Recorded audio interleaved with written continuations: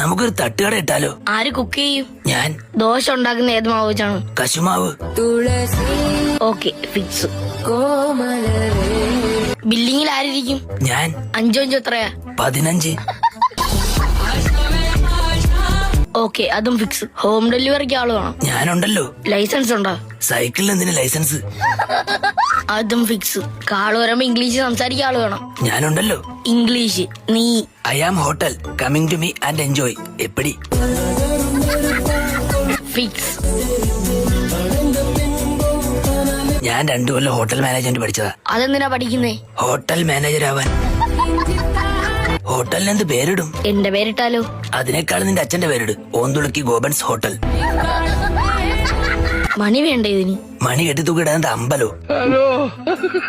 മണി പൈസ വേണ്ടേന്ന്. ഒരു ആനയെ വാങ്ങാം, പക്ഷെ എവിടെ കിട്ടും? തൊഴുത്തി കെട്ടാം. അപ്പൊ നിന്റെ അച്ഛൻ ഒരു കൂട്ടാവും.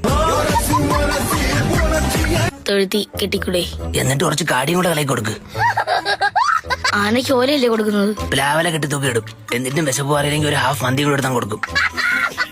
അണ്ണാച്ചിയുടെ വീട്ടിലുണ്ട് കുഴിമന്തിയാ? ആന. അണ്ണേ. യാറത്?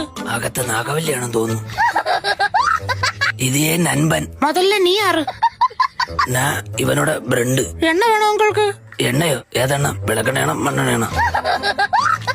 എന്ത് വേണോന്ന്? ആന. ഇതായ മാരിമുത്ത്. ഇതെന്താ ആനക്ക് ഇത്രയും വലിയ അകിട്? അതതിന്റെ ചുണ്ണാമണിയാളാ പോട്ടാ. ഇവൻ വന്നതൊക്കെ പിന്നാടിതാ എനിക്ക് കുളന്തേ പിറന്നത്. അയ്യേ, ആനയെ വരാ. என்ன? അല്ല, പൈസ நீங்க கொண்டு போங்க, பைசா அப்புறம் பார்க்கலாம். ഇതെന്താ പട്ടിയാ? ഇതെന്ത് കോഴിയാ? എടത്താനേ വലത്താനേ?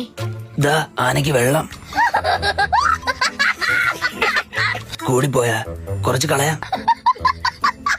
ആനയെ കുളിക്കാൻ പോയി വെള്ളം കോരിയേ പോ. 80 കുട്ടി വെള്ളം ഞാൻ കോരി. ഇതുവല്ല ഹോട്ടലിലും കോരിയിരുന്ന എനിക്ക് 12,000 രൂപ കിട്ടിയേനെ.